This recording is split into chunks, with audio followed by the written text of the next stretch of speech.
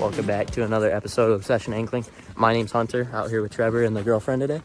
As you see, we got spuds. Early ice season. We're gonna go check this lake out. It looks like there's spud marks, so I'm pretty positive that we can, but it was all frozen over on the way here. We've seen it's completely frozen over.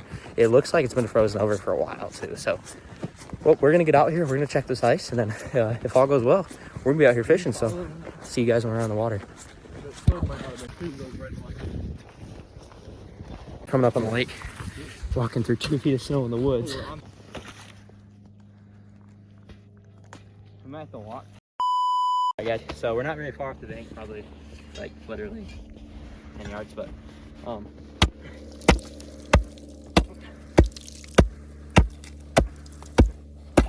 I would say that's safe ice. So, and this is a pretty heavy spud bar. Not sure how much we have. Looks like a decent bit. So there's a lot of mud here, so it's hard to tell, but I'm gonna try to get on a finger test. Oh, dude, I got a good chunk out of there. So there's probably at least a good 3-4 inches. So definitely safe ice. We might walk out a little further and just make sure it's all safe enough to fish to get out there. But if it's looking good, we're gonna go back, get the sleds.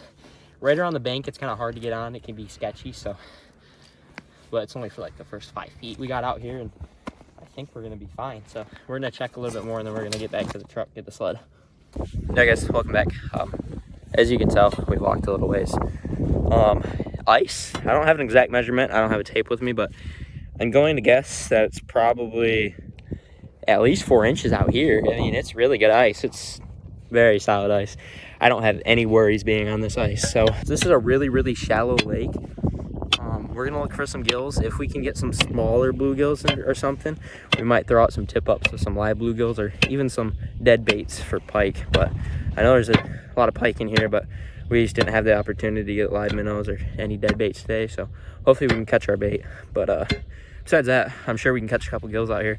Might have to do some hole hopping, but we'll probably find some. So it's not very cold out. I honestly would feel comfortable hole hopping around. It's supposed to be like 8 degrees right now here in Michigan today, but it's not windy at all. So that's the biggest thing in the winter is the wind.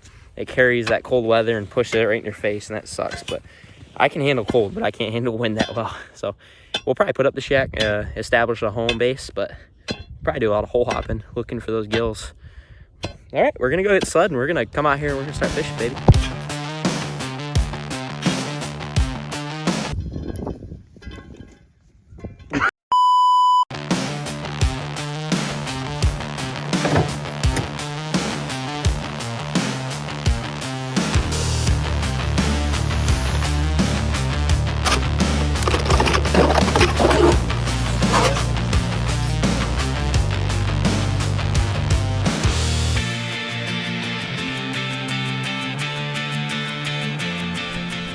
All right, folks, shack's popped up. We're gonna get mats in there, get a couple holes drilled, and then we're gonna start fishing around. So we're gonna get this all set up, and I'll get back with you guys.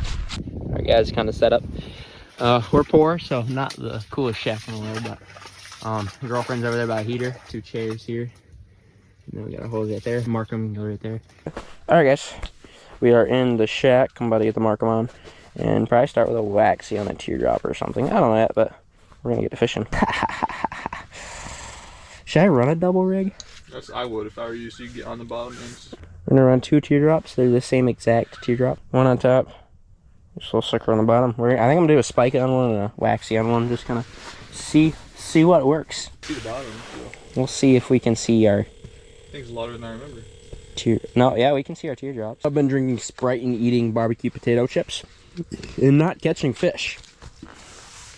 Story of my life. Not much is going on here, so what we're gonna do, we're like right about now, I'm tired of this already. Probably been in the shack for like 15-20 minutes actually fishing, and nothing's happening. So maybe close to 30 actually. It's been a minute, but I'm gonna go out there hole hop because I want to catch a fish.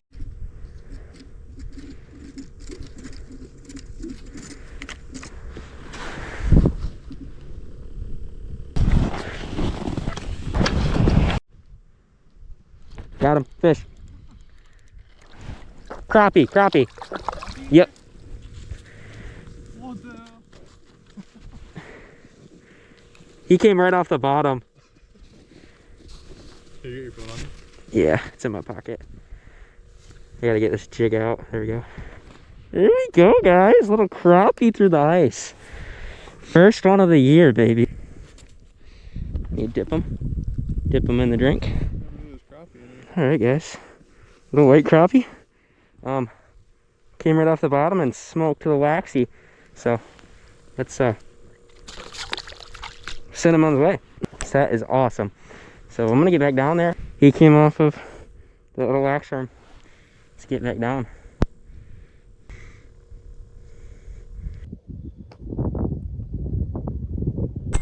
Yeah, there's a fish all over me right now. He's chasing me way up. He hasn't got him. Yep, bluegill. Came out of nowhere, little bluegill. All right, guys. Nice little bluegill. Perfect bait size. I think we're just gonna stick them out as a dead bait for a pike. All right, guys. We're gonna set up a little dead bait. Essentially, we got this one hook that we're gonna put to the bluegill's back, one little treble hook, and a little split shot. But just to get a depth in case that bluegill does kick around a little bit, even though he's probably dead, he still might have a little life left. Let's find the bottom. It's the first thing we want to do. Wait until that line stops. So we're in pretty shallow water. So all right, we went a little off the bottom. There's bottom. So we're gonna pull it up a little further, and we're gonna be about that far off bottom, going right above his spine back here, right in his back. And let's see, he might kick around a little bit. Yeah, see, he might live. He's swimming around. All right, guys. Well, that bluegill's swimming around, so we're gonna send her down, her or him, I don't know, but yeah, he's there. Yeah, a little half foot or so. It seems like it's gonna swim around down there, which is ideal. So essentially, that spools all the way down. You'll see this piece. That deeper knock is the harder setting, so it's harder. You have to pull harder to get it to go off. And this little shallow knock is where I'm gonna put it. And once that fish does this and takes it, he takes line and it spins that, your flag pops. That's how you'll know you have a strike. So we're gonna let that marinate. Hopefully that bluegill swims around a little bit and we get a pike or a big bass on the tip up. We're back in the shack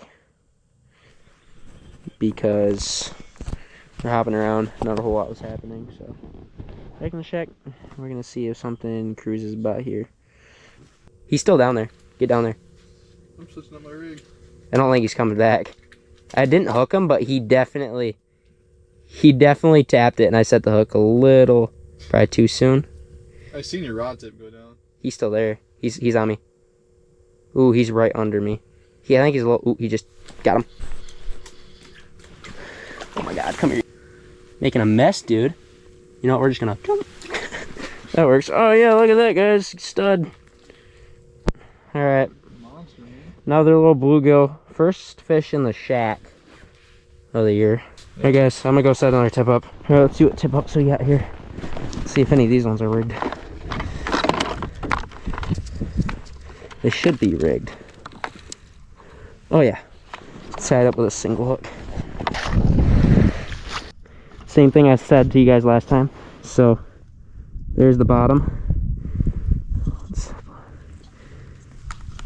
There's the bottom, and then we're gonna crank it up a little ways and stop it right there.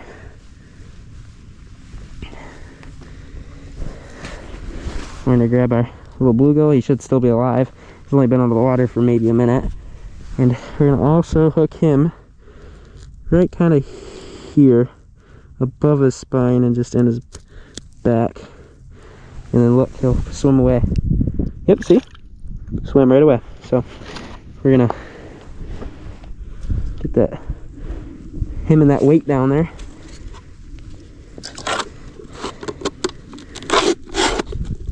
A little different of a design of a tip up. It's kind of flat, but it's the same concept. That thing will spin and that flag will pop up. Set up pretty much the same way, so I should be able to see that from the window. And now I got two tip ups out. Let's get back to jigging. Alright guys, we're getting back out here from the shack. As you can see, the sun is going down. What is happening? There we go.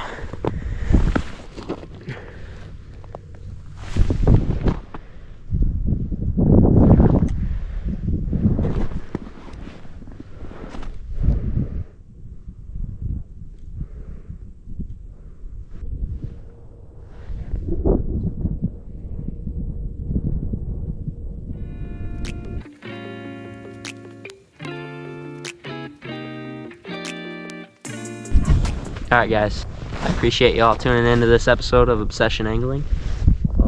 That's about gonna wrap up our little trip today. Not the greatest little lake for, you know, ice fishing, but it does ice over pretty quick. So once these main lakes start freezing over, a lot more opportunity opens up, and a lot more video opportunities for me to bring you guys. So I'm gonna keep bringing you guys along on these journeys all throughout this winter. Yeah, it should be a pretty epic ice season this winter. 3 fish. We still have tip-ups out, so while we're wrapping things up, you know, there's a chance a flag flies, but I don't really have the highest hopes. This is a really weedy, shallow lake, so it's really hard to find a spot to jig. So we kind of just set up on the one part that we found that didn't have weeds.